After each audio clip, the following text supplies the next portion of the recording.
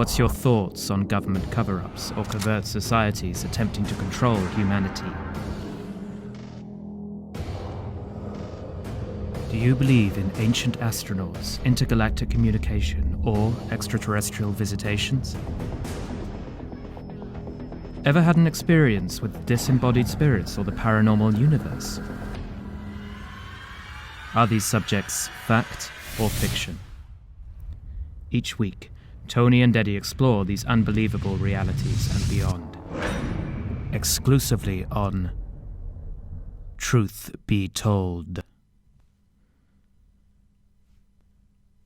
Hello and welcome to Truth Be Told with Tony and Eddie, where we believe in experience becomes truth. I'm your host, Tony Sweet, and joining me now in studio is world-renowned psychic Eddie Cortner. Thank you, Tony, and hi, everybody. For centuries, the torch has been a symbol for enlightenment.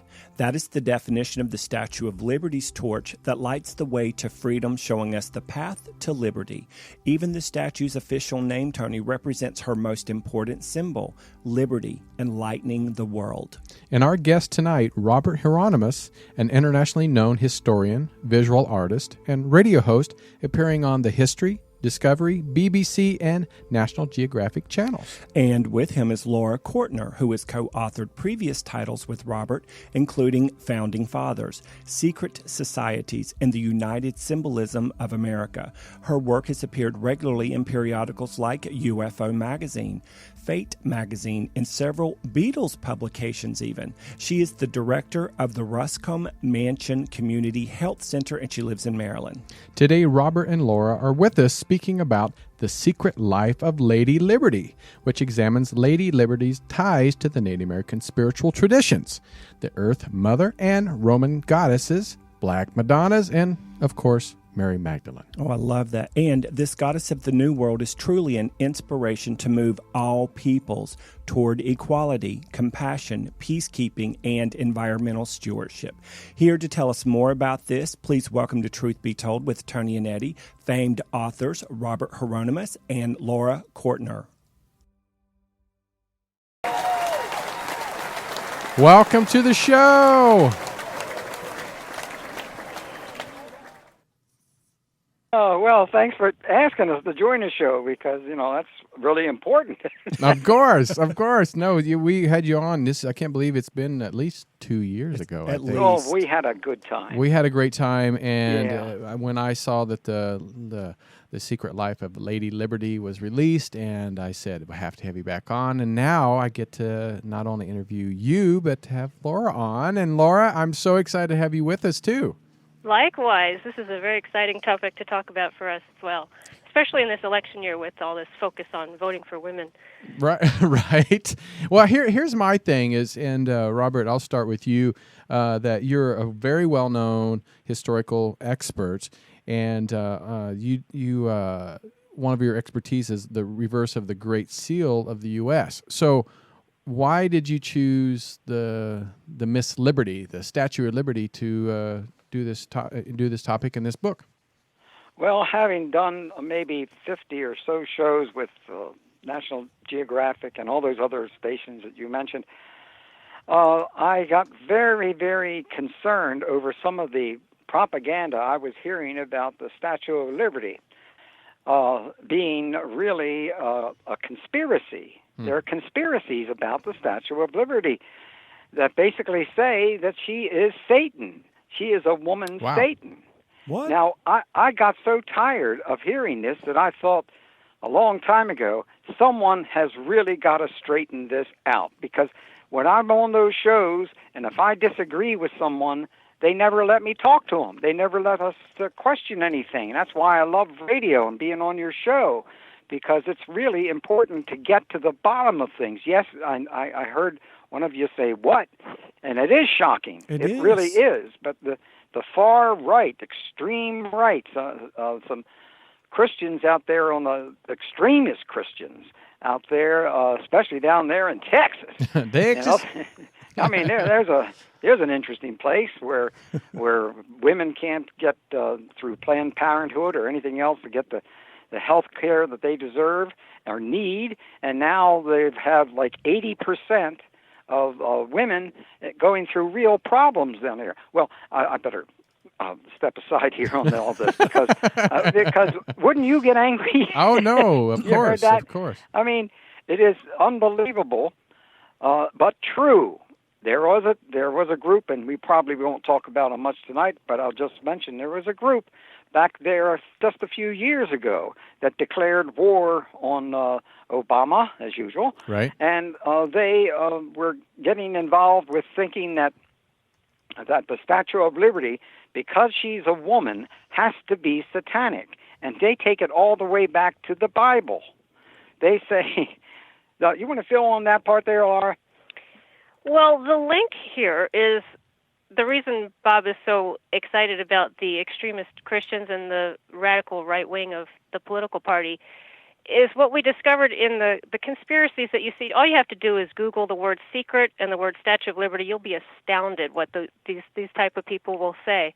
And it has to do with their fear of a female depiction of divinity. And when you come down to it, that's what this goddess is. A goddess is a female divine figure. And when you stop and pause, the Statue of Liberty is a goddess. She's based on a Roman goddess, Libertas, with a lot of other influences that obviously we get to in our book in many different chapters. But anything that has any image of female attached to a divinity to a religious person who's brought up in the right wing is going to be considered satanic, because you can't have a female depiction of divine. They have determined that since the fall of Eve, all women are evil and temptresses, and that's basically their role in life, is to be a servant to men.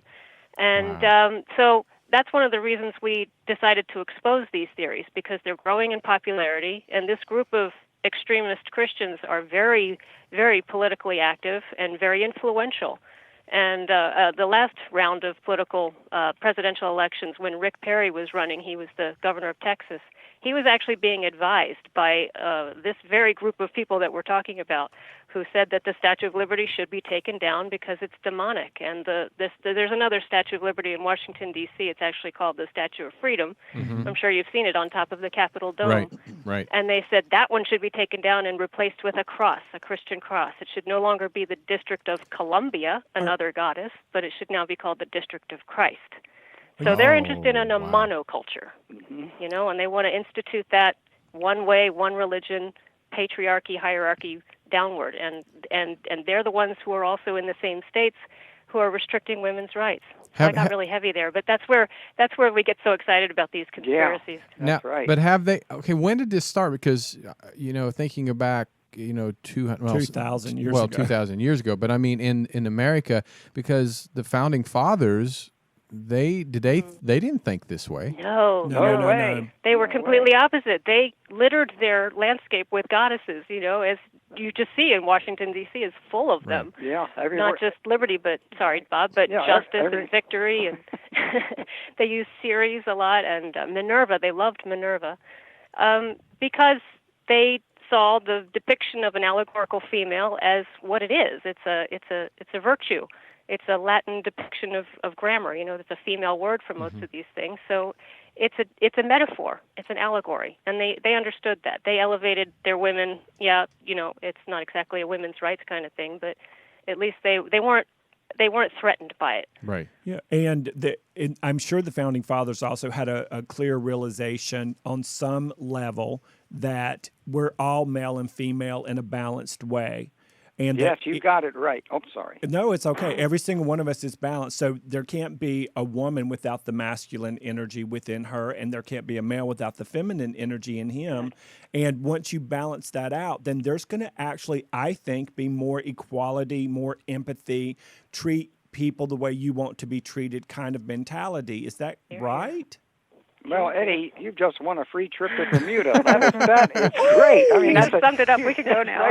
Is it a plus because one? Because balance is the key to the whole thing. We have no balance in our culture today. We don't. It's extreme. Everything's so flippin' extreme. Right. Yeah. It is true. That's right. I mean, and actually, when you talk about the divine feminine, you're really going back 30,000 years ago. Whoa. 30,000 years ago, all of those little models, like clay models and stone models of women that were very large, they were pregnant, etc. Do you know what historians thought they were? No. What?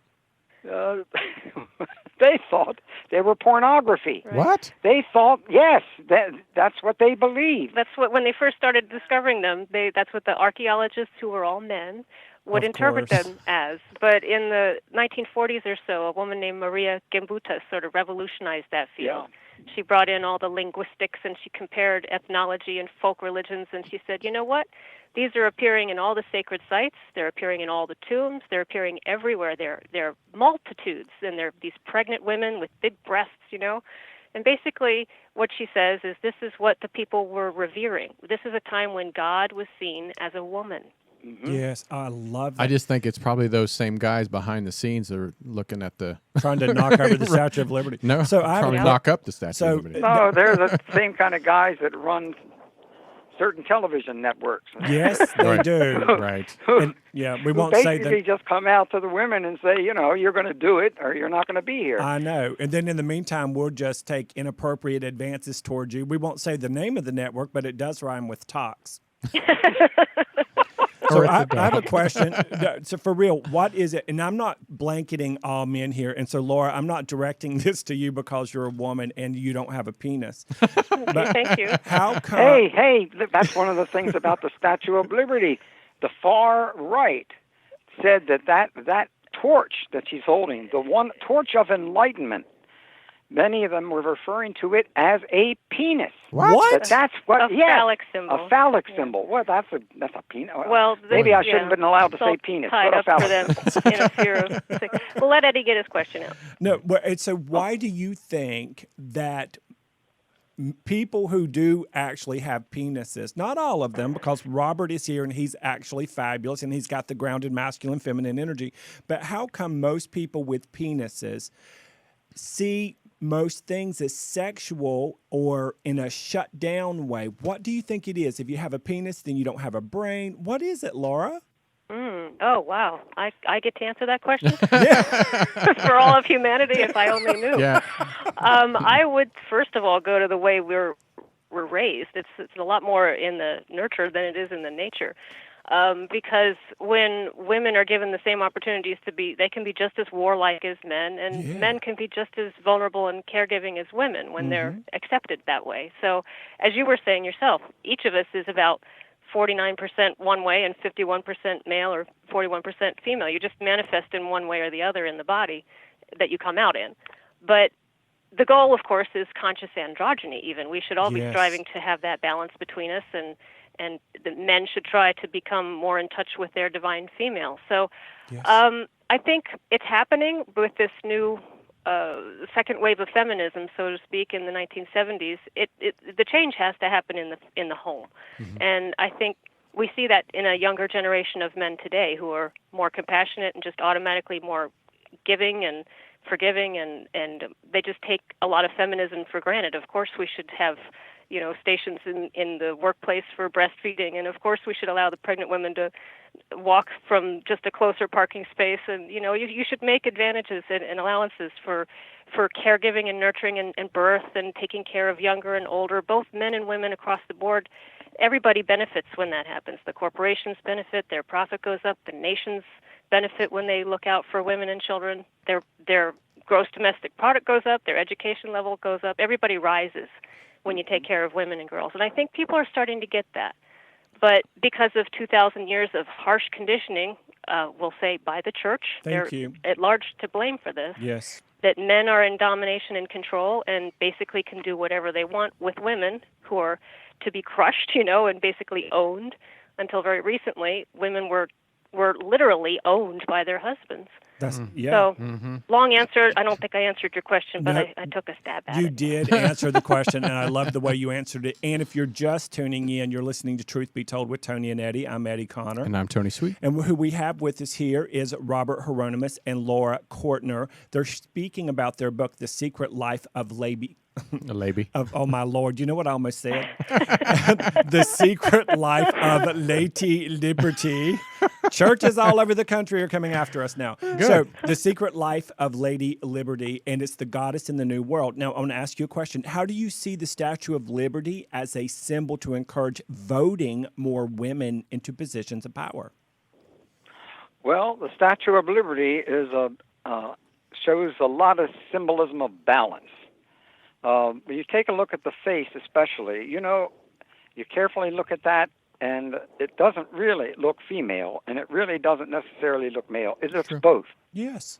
And I think what this has to do with, if you don't mind my going back into esoteric history, Please. is that there once upon a time was when human beings did not come in a male-female variety. They came in both. They were both male and female. Now, this goes back to the lost continent of Lemuria, which I'm afraid most people have probably not heard about it, and we're talking about 16 million years ago. But over that time period, there was a separation of the sexes in which the male became dominant in the physical and the female became dominant in the spiritual, and the balance out.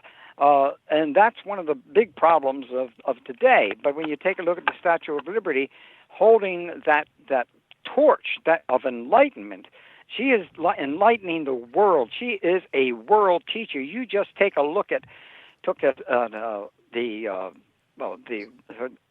torch, that torch that we talked a little bit about.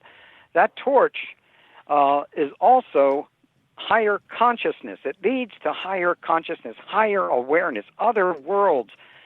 She's standing on a broken chain, and that chain is basically a link to the physical world. She's standing on it, and she's breaking it. She's holding it down, saying basically the spiritual world, the spiritual world, is dominant over that type of thing. Of course, it was referring to slavery as well. Boy, we still got kind of slavery today. True. Oh, God, yeah. And it's a good thing. I'm probably going to get beat up for saying this, but, I think I've had some disagreements with Mr. Obama, our president. I didn't draw any mustaches on him or give him the Right. Hitler salute or anything like that. But on the whole, especially with what he's just done with China, and then possibility of getting us to work on climate change, we need it desperately because it's going to change everything. Human beings need to understand that when things start melting down, where is that water going to go? And it's going to go on the lowest lands that are around, and that's certain. Especially when you take a look at America, it's going to be there's going to be a lot, especially in the South and the East Coast. We see it in Houston. We saw it in Oklahoma just a little while ago. New Orleans, 3, 4, 5 feet of rain, 2 feet of rain coming in a couple of hours. This is extraordinary, and yet we're being told still that we don't have climate change. Man had nothing to do with it. Well, they're dead wrong. The problem is Americans are not going to be prepared for what is coming because you have groups like Exxon Mobil paying for and making sure that the far right gets its due and that they can still pump oil out of the ground or frack out of the ground. And take a look at what's going on in Oklahoma now with their fracking. They know what really is wrong, but it's hard for them to just come out and say, when we frack and we send all this dirty oil and everything else into the ground, shoot it back in the ground, we're going to have earthquakes. Right. And they figured it out finally. So fracking does cause earthquakes. Well, I don't know when we're going to finally understand that or be told that outright. It's almost like the tobacco industry is being told us that, look, smoking is good for you. If you, I mean, then listen, they used to have doctors come on the radio and television to, here, try my smoke. Right. I remember. It took forever to stop it. Yeah, and those same lobbyists for big tobacco are now working for big oil. Well, the same people. Let me ask you this though: are they doing this for short term? Because I couldn't imagine them knowing the truth and having their grandchildren and great grandchildren knowing the consequences that they're going to have to pay. So why do you think that they're doing this? If they know the truth, they know what's going to happen. Then by the results of what they're doing. Why do you think they're doing it?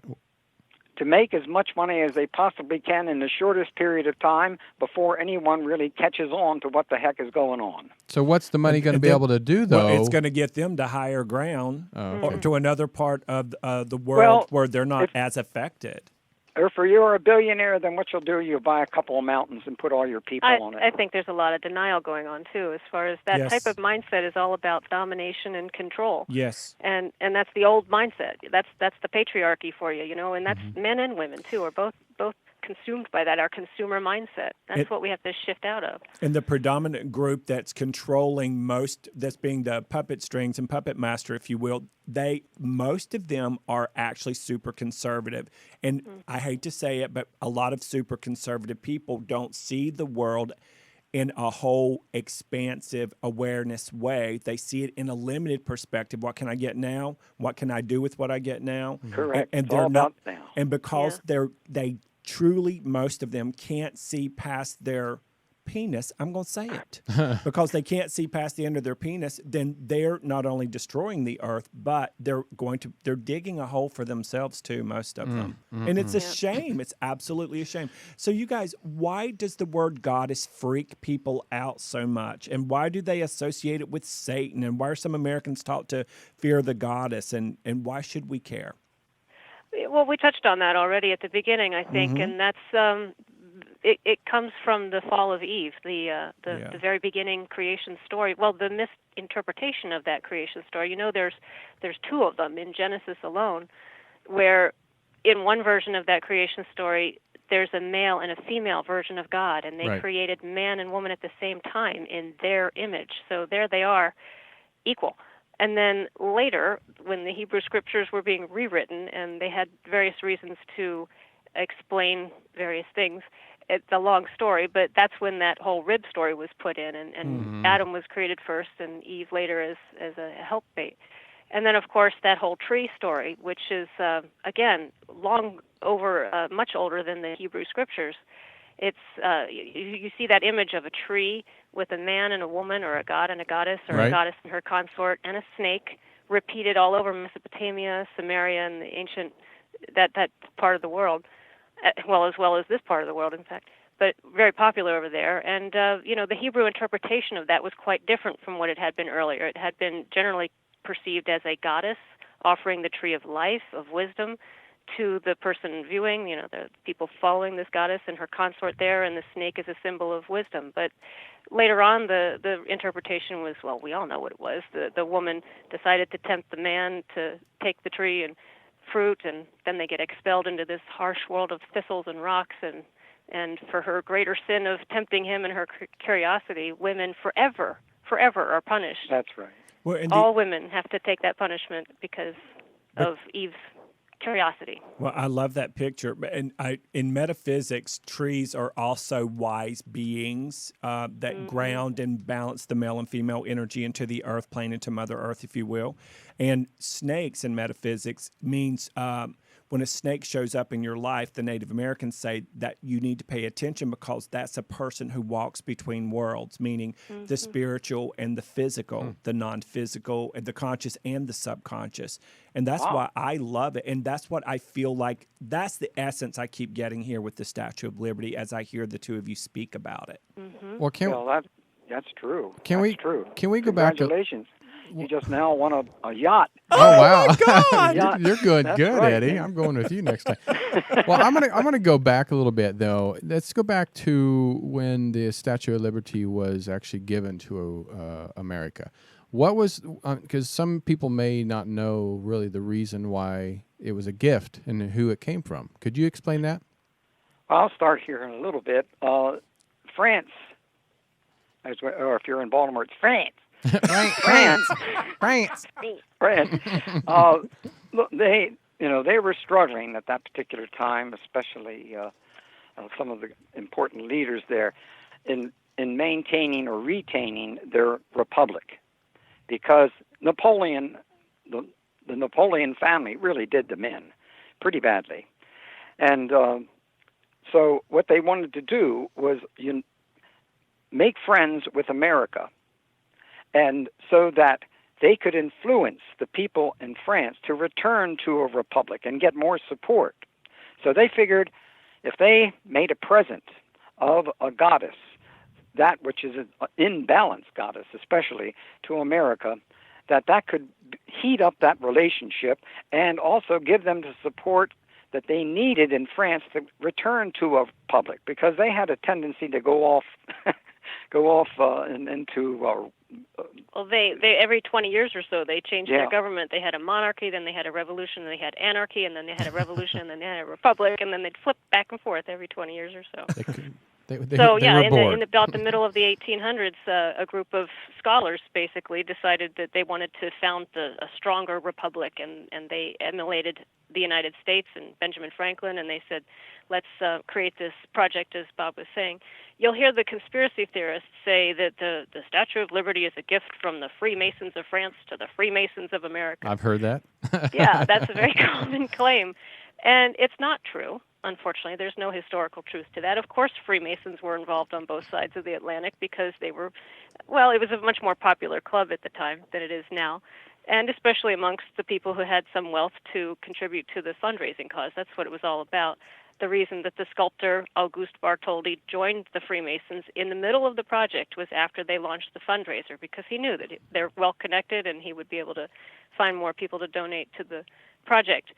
But really, it was a gift by this group of people who wanted to support the Union. It was right at the end of the Civil War, and they wanted to give a present. It took them a lot longer than it did. It took them about 20 years, so it didn't end up being that. But they were trying to honor the Union victory. So there's a hint of anti-abolition. The people who were behind her were very much against slavery and very happy that it had been abolished, at least in the United States. And they're also very supportive of the balance theme, dealing with women getting to vote. Well, they were at first. It took them a long time. It took them all the way to 1944 to get that, to bring that in. That's shocking, because the French Revolution is often cited as the first time that internationally, women were standing up for their rights. They were the very first march against Versailles was led by women. And a lot of the leaders of the French Revolution were women. You know, as soon as the terror took over, the Robespierre and the people who were just killing people left and right, the women's rights were cut out of their constitution, but at the beginning they were quite accepting of women as leaders. And of course, France has their own female symbol. They call her Marianne or Marianne, and she's also very much mixed with Libertas, the Roman goddess of freed slaves. She wears the same little red hat, which is a pileus that you often see Lady Liberty wearing, not in the version that's the Statue of Liberty. She's wearing that rayed crown, and that's a whole other story in itself, why she's not wearing the traditional floppy cap. But in France, Marianne is always wearing that floppy cap, and it's a bit of a radical tinge to it. It shows her as a rebellious, radical revolutionary, whereas the people making the French people making the Statue of Liberty said, we don't want to be radical. We want to be conservative, law-abiding. That's our liberty. She's an enlightened being ruled by the law. That's the tablet in her left hand. She's cradling it's got the date of the United States conception on it, so it's sort of like her baby. Yeah, we're her mother. Yeah, she's our mother. Mm-hmm. Didn't they also keep a smaller version of the Lady Liberty over in France? Mm-hmm. Yes, on the Seine. Yes, on the river, just now down the river from the Eiffel Tower. Of course, you know Eiffel Tower. Gustave Eiffel built the interior structure of the Statue of Liberty, so there's another connection to her there. Well, can I ask you this? And I've watched many. No, you can't answer. Okay. Well, then I won't. No. But so when he wants that's a okay. yacht and a boat. I want a trip in a yacht. Screw that. So. Everybody has their, when they make a painting or sculpture, they leave little markings or trademarks or something. On the Lady Liberty, I know I was watching many documentaries and they're talking about their symbols that, we don't usually get to see on Lady Liberty. Are there symbols that are they call them the Freemason markings or, the secret society markings? Is there any type of markings at all that we can't see visually unless you just really look for it? I don't recall there ever being any of that. I don't know of any historical especially documentation on that. We're talking about Freemasonry, as Laura mentioned. The person that Bartholdi did become a Freemason only like 10 years after this thing got on the road, because he saw how to make some money. And there's nothing Freemasonic about the Statue of Liberty at all, except that torch that she's holding of enlightenment, because that's basically what Freemasonry is about, is balance and enlightenment.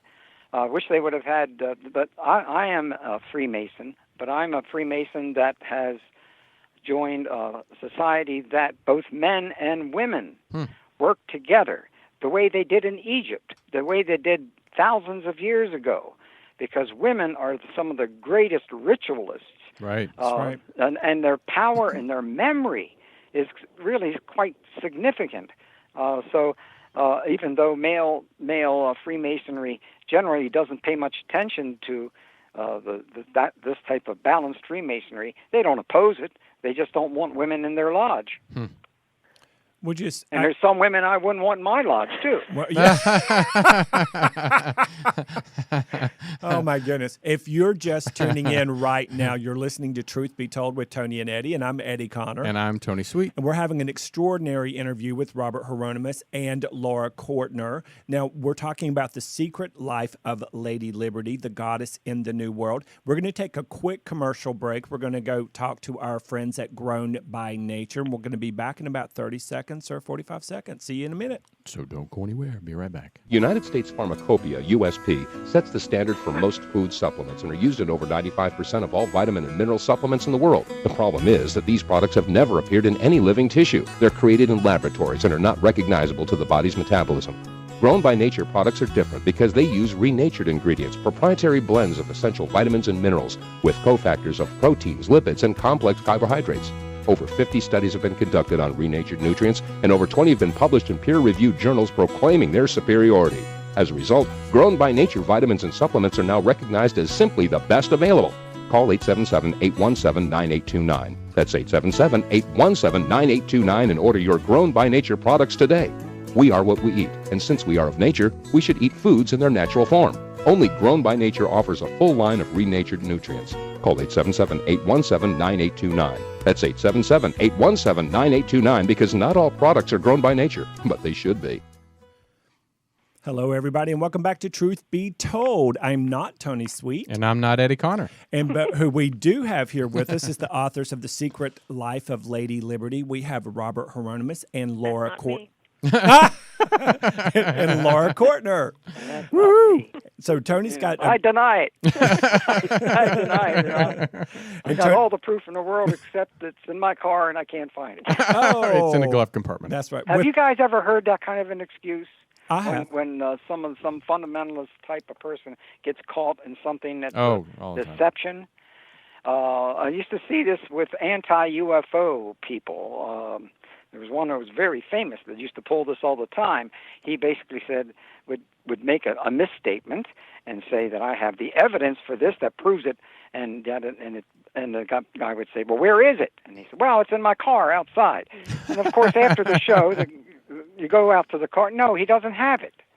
But you're already off the air, and it doesn't make any difference. Again, that's one of the reasons why I did not like doing so many television shows, because I could never face the person that was, in my opinion, not too reliable. When you take a look at one of the things I'm greatly proud of in this book is our bibliography. I know bibliographies to most people are like boring, but we got 17 pages of boring. But it's not, but from a bibliography, you can find out very quickly as to whether a person really knows their stuff. Let me give you an example. When we did research into the Great Seal of the United States, I used to hammer against our State Department. I gave them holy heck for years and years because I wanted them to pay attention to the reverse of the Great Seal of the United States. And more or less, finally, they would start to pay attention to it, and finally they have at this time, but it took such a long time. And what the reason for that has to do with, again, going back to bibliographies. If you go into any book that's supposedly talking about the Great Seal of the United States, if it does not have a book called The Eagle and the Shield, done by the State Department, It's terrific. It is fantastic. 800 pages of glory from guys that really know what they're talking about. And even when I criticize them, they still put that in the book. That's kind of an amazing thing for a government place, especially the State Department, to do. So bibliographies are important, and you can tell the quality by and large. Now, just take a look at our bibliography, and you'll see some of the most important people, the researchers in the last several decades in this particular area. But you wouldn't know it unless you studied the field. Right. And I you agree guys with read. Most people don't read anymore. Not and at that all. is a real problem. Well, then let's send them to our website. Yes. www.secretlifeofladyliberty.com. Yeah, go to our website. And the reason I want to mention that is because we've got a huge gallery of photographs and images, and we show all these different depictions of Lady Liberty. And we go into the Native American culture quite a bit in this book because our publisher gave us that assignment. They said, okay, you can do this book. We wanted to do a very simple book, an explanation of the various symbols that Bob is so good at doing, what the torch means, why there's 7 rays in her crown, and the various reasons they chose what they did. And they said, sure, but we want you to do it as a perspective on a goddess in the New World. So looking at her as a goddess completely changed our perspective of what we were going to do, opened it up really wide, and took us 6.5 years of research because we read one bibliography after another. That's right. To educate ourselves on how to look at her as a goddess and what that meant in terms of this continent as a new world, which is a somewhat offensive term to a Native American because it implies that, of course, the old world was civilized and the new world was uncivilized, and we go into that quite a bit. But in any way, in our art gallery at our website, secretlifeofladyliberty.com, And it's a great we show website. the Indian Queen, for example, which was the Europeans' first attempt at depicting this continent right after they discovered it. On the maps that they drew of the coastlines, which are highly inaccurate, but they would put in a little cartouche a female Native American, or at least what they would pretend was a Native American, actually looked like a European woman, but she's got tobacco skirt and some kind of feathers in her hair. So that's the attempt to make her Indian. And she's usually very full-bodied and muscular and mostly naked and standing on a severed head and carrying a club and rather savage. And that's America. They called that America. They already had Europa, who was this beautifully clothed woman in silks. And they had Asia, who was a woman carrying incense usually. And they had Africa, who was a woman with an elephant. And so when they discovered this fourth part of the world, they made up America. And that actually influenced, in a long, far about way, the ending result that we know today as the Statue of Liberty. So she's actually one of Lady Liberty's ancestors in that she was called America and stood for this continent for hundreds of years before it evolved into a more Roman-looking creature. Well, the other so thing, you can see all these at our website. The other thing about the two of you is, other than the bibliography, I can't say that correctly, is your passion. The thing Tony and I love the most, we are fortunate that we get really, really extraordinary guests on the show, like the two of you. And then sometimes we get other extraordinary guests on the show that just sort of walk through it and they say this happened and that happened. The two of you, when you speak together, your energy is explosive. Your heart chakra is open. Your enthusiasm is contagious. You make us want to run out and read that 800-page book. So that we understand. Well, our book's not that long. But the Eagle and Shield is. Come on, it's my favorite book. Come on. Yeah, but it's that's a dusty tome. So Hillary Clinton is not the first woman to appear on the ballot for the president of the United States. Everybody, surprise, surprise. Yay. So you tell the story of Belva Lockwood's campaign. And how she conceded with the building of the Statue of Liberty in 1884. So who is she? And we're showing a picture of her right now. Oh, good. Yeah, good. I love Belva Lockwood. She is somebody that we should know about. Her name is something that we should learn in history because she changed the legal status for women unlike anybody else. She was an attorney, which was pretty hard to become if you were a woman in the whenever she became, 1860s or 70s. And she was also obviously a suffragist and a advocate for women's rights, and she and her running mate, Marietta Stowe, were campaigning across the country in 1884 for President of the United States, even though neither one could vote. And that's the same year that the cornerstone of the pedestal of the Statue of Liberty is being laid. So I think archetypally we could make a presumptive leap here. As the image of the goddess of liberty is going up, and people were aware of it for years before it actually became an image, a real thing, because there was a lot of fundraising that went on. And the image itself was throughout the country. I think that gave a boost to these activists. There were a lot of very creative female suffragist activists at that time period, but they'd sort of gotten themselves all convoluted. They got themselves tangled up with the Women's Christian Temperance Union, and that created quite a division amongst some of the leaders of the suffrage movement, and some of them split away. Elizabeth Cady Stanton, we know about, was very anti-Christian church because she saw that as the force that was depressing women. And Belva Lockwood was another one that sort of broke away from that conservative Christian movement, suffrage movement. And she was a forefront against the law of coverture, which was the old English law that was adopted by the colonials against Abigail Adams' wishes. I'm sure you've heard of that famous letter she wrote to her husband, John. Remember the ladies. That's what she was advocating when they declared the new United States. She wanted that law to be overturned because basically when you got married, you lost everything. Single women had a lot more rights than a married woman did because they were covered by their husband. That's why we still until recently called them Mrs. Somebody. She's an extension of her husband. She lost her right to be a person. So that's what Belva Lockwood was advocating against. She was the very first woman to argue a case against the Supreme Court. Even though she's a member of the bar, a lot of the judges wouldn't allow her to argue her case in court because she's a woman, and women aren't allowed to speak for themselves in court. So anyway. And she wore pants? Did she wear pants? No, I don't think she did. But boy, they almost crucified any woman that did that. That was really radical. Yeah, it's true. Yeah, they were called satanic, actually. That one of those women's suffrage. They were called Satanists because they were advocating the wearing of pants.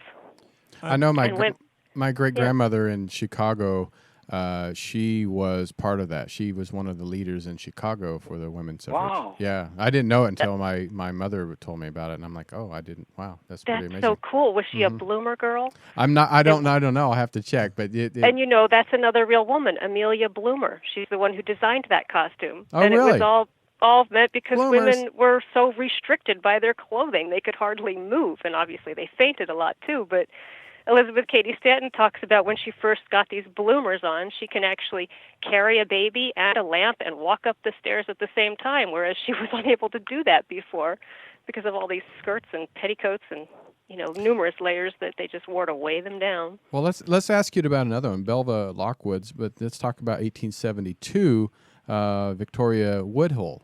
Yeah, very colorful character. She actually beat Belva Lockwood to the claim of declaring herself as a candidate for president by 12 years.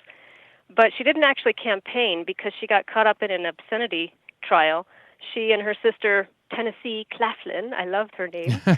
You should look them up on Wikipedia. They have fantastic stories. They were the first to open a brokerage firm on Wall Street, the first women to do that. Really? Wow. And they published a newspaper, mostly about their Wall Street firm, but it was also a suffrage newspaper. And in that paper, at one point, they exposed the adultery of one of their leading critics, who was Harriet Beecher Stowe's brother. He was a reverend.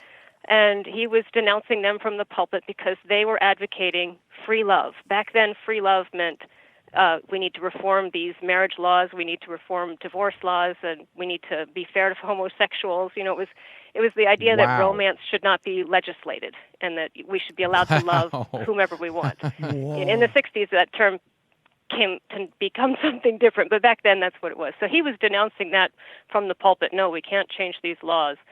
And then he went off and was having an adulterous affair with one of his congregants. And when Victoria Woodhull and her sister discovered that, of course, they exposed it in their newspaper. Good for her. By doing that, they got arrested for printing obscenities. The truth. What? And therefore, she couldn't finish her campaign for president. But it's a great story, and that's how she's connected to... it's a very much longer story how we connected to the Statue of Liberty, but I'll pause here because I'm talking too much, and Bob has something to say. I can see him. Well, yeah, I've been thinking about something that we talked about in our last interview, and that dealt with the League of the Iroquois. Do you guys mind if we touch on that? Yes, no, not please. at all. That would be lovely. And it's crazy that we only have 5 minutes left. Oh. But I'm dying to hear I this. know, me too. I don't want to end. I don't want to end. Well, when Christopher Columbus came here, he discovered America, right? Right.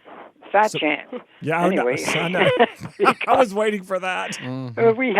We had millions of Native Americans living here, and those on the upper east, northeast of America, especially. That was the League of the Iroquois, and the League of the Iroquois actually had a government that was a Republican. I don't mean Democrat Republic. I mean a representative form of government. Mm-hmm. And it was really quite radical from us, that is our government, because they allowed women not only to vote, they allowed women actually to vote in the leaders, vote them out. The women owned all the physical things except the male's horse and his blankets and personal belongings. They literally were the kind of beings that that wanted to live in such a way that everything was in balance. Now, the point I wanted to make deals a lot with the hell that the Native Americans went through, but the joy that they gave Jefferson, Franklin, Adams, which was they showed them how a republican or representative form of government could work. They were allowed to address and watch not the Declaration of Independence, but the process of our government being formed. They were advisors to our founding fathers. And we made a lot of mistakes in a certain sense that we didn't really take care of those individuals who taught us this knowledge and information. Why don't you take the rest? Well, the Council of the Clan Mothers. That's Yeah. what they left out of the founding of the Constitution. They could. I think they could deal with one revolution at a time, and it scared them less to reject the king than it did to overturn the idea that women had independent minds. Even though there were a lot of women leaders of the revolution, Mercy Otis Warren and Abigail Adams, we've mentioned, were sort of at the forefront of women expressing independent political thought, something unheard of before the American Revolution. And very slowly afterwards, as the revolution allowed women to go to school, because then they had a role to educate good patriot sons, they had to be a Republican mother, then it revolutionized education, and education is key. That's what the Statue of Liberty is all about. Enlightenment, wisdom. Wow. You got to educate your women, and you're going to change the world. Wow. And see, when we get to speak to guests like the two of you, and then it goes out and it keeps rippling out and educating people and waking people up, and the way you teach is with enthusiasm. And you do it with kind of a heart electricity, wouldn't you say, Tony? Oh, God, And yes. then Easy on your show. yeah. Oh, that's very sweet of you. But, Well, it is true. It's fun to learn. Oh. It's fun to learn new things. Mm-hmm. I mean, my heavens, when we take a look at what's happening to our planet today, we got to have something to lift our awareness and consciousness, Right. to bring us together and not divide us. This dividing us is not just killing our nation, but killing our planet. Right. Because nature is key. yes, Right. That's mom. Right. that's right. I'm sorry. Well, we are one. I think the Statue of Liberty. Yeah. That's our mom. We're all her children. We are all one. And there's Statue of Liberties all over the world, and I mean all over the world. We had a friend that was involved in what was going on in China with their The Tiananmen Square. Yeah, Tiananmen Yes. Square, I remember that. who had to watch this the people crushed, absolutely crushed, and now in China, that same statue, instead of paper mache, is bronze. Mm-hmm. They have a Statue of Liberty there, but they're in many other countries. In our country, there are miniature Statue of Liberties about 3 feet or 4 feet tall, sometimes 5 feet tall, that were all created by the Boy Scouts. In the 1950s. I always wanted to be a Boy Scout. That would have been fun. I was. Oh, You were? Yes, now I you win a was. free carton of Coke. There, finally. He gets a trip and a yacht, and I get Coke. Hey, Oh, Be prepared. yeah. And let's be more specific. Coca-Cola. a Coca-Cola. Oh, yeah, yeah. absolutely. Yeah, there we go. That's So, so that's our show today. You my have been God. listening to Robert I'm so sorry, Robert. You gave me a Harmonious. yacht, and I totally said it wrong. Now you got me messed up. Robert Hieronimus and Laura Cortner. Their book is The Secret Life of Lady Liberty, Goddess in the New World, and their website is secretlifeofladyliberty.com. That is secretlifeofladyliberty.com. Please check out their website. It is very easy to navigate. It's highly visual, and guess what? It's got the male and female balance in it, not because Robert's a man and Laura's a woman and Tony's a woman and I'm a man, but it's because it's perfectly balanced. You haven't looked up my skirt. Yeah, You're obviously very balanced. he's right. balanced That's right. when he walks on his hands. We are very proud of you guys. Oh. Thank you for what you do. Thank you thank for you. what you do. Enlightenment is really needed at this time, and we've done a lot of shows, but so far this is the best one I think we've done. Oh my God! Well, we're going to give you that then. Oh, my God. Wow. That means a lot coming from you guys, so we really appreciate Thank you it. guys. We genuinely love having you on the show. You're wonderful. Yeah, and you know it's an open invitation anytime you ever want to come on. I definitely one day we're going to meet in person because it has to happen. So. Yeah. All right. I hope so. Don't hold All it right. against us. I have some presents I want to send you guys. Yes. I know we have your address, right? Well, we'll follow up by email. You know, that yacht's pretty big, so I think we're not going to be able to send that FedEx. We'll figure Just a that picture of a yacht. That'll work. Thank All right. Thank you so much, guys, and we'll talk to you soon, all right? Thanks, Laura. Thanks, Likewise. Robert. Thank All you. right. God bless Take you care. guys. God You bless you too. too. All right. Bye-bye. Bye-bye. Oh, my God, Eddie, I love him. I do too. I don't want to. Oh, well. Well, it's too late now. Well, I already hung up. So I know. So it's Okay. Well, definitely get the book. I'm going to show it again, The Secret Life of Lady Liberty, Goddess in the New World. And, you know, like you said, this, you know, people, all immigrants and people even that have been here for centuries, it's meant so much to all of us. It's been a symbol of freedom and a place that we can come and be equal. And that's why I think what he's talking about is, you know, these right-wing Christians that have really kind of taken over, and I couldn't imagine them thinking that this is something of the devil. well, and here's the bottom line for anyone who's listening: when you have someone who is standing on a soapbox, regardless of anything, and they're constantly spewing any kind of message about hate Right. or negativity or satanic or demonic or any of that stuff, listen to them with your heart. Don't just drink the Kool-Aid. Right. Don't just Amen to believe that. what they say that their other people said, that their other people said, that their other people said. If you follow your heart honestly and truly, there would not be segregation the way that it is. If you followed your higher self, your heart, and your gut brain, and you treat people the way you want to be treated, you walk a mile in somebody else's shoes, then you're going to start listening not with your ears and your brain, but with your heart chakra and your gut brain. And you're going to feel an authenticity and a warmth and a frequency coming from them. You will know what the truth is, not what someone it, is Eddie. spewing in an ugly, disconnected way. Amen to that. And on that note, I don't think there's anything else can be said, but we want to thank everybody for tuning in. Stick around. We have another great hour after this. Eddie, can you just give us a little... Absolutely. We have Sabrina Hartsong. She's going to be on at 5 o'clock. You're going to fall in love with her because we have.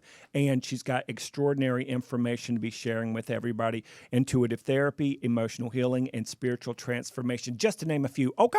Okay. Okay. All right. And please go to our Truth Be Told webtv.com website. Find out all our upcoming guests. Go to our YouTube channel. We really like you to subscribe, watch some of our videos, and leave a comment. A lot of people leave comments. I've gotten probably about 5 emails a day, or not a day, a week, of people suggesting other guests. And a lot of those I think we're going to have on in the future. So we really appreciate that. That'll be wonderful. And I have a few emails I have to get back in touch with people that wrote some nice long emails. I'll get back in touch with you. It'll take me a minute, though, because I'm kind of busy. I'm so sorry. That's okay, Eddie. All right. This is Truth Be Told with Tony and Eddie. I'm Tony Sweet. I'm Eddie Connor. And we'll be back in just about 5 minutes. Bye, Don't go y'all. anywhere. Bye. Hey, thank you for listening to Truth Be Told with Tony and Eddie right here on Universal Broadcasting Network. Make sure you go to our iTunes page. Just type in Truth Be Told with Tony and Eddie. Listen to us on iHeartRadio. Again, Truth Be Told with Tony and Eddie. And go to our YouTube channel, subscribe, and please leave a comment. We'd love to hear from you. So please support our sponsors and make sure you listen to us every Friday right here on Universal Broadcasting Network from 4 to 6 p.m. Pacific Standard Time. Until then, have a good week.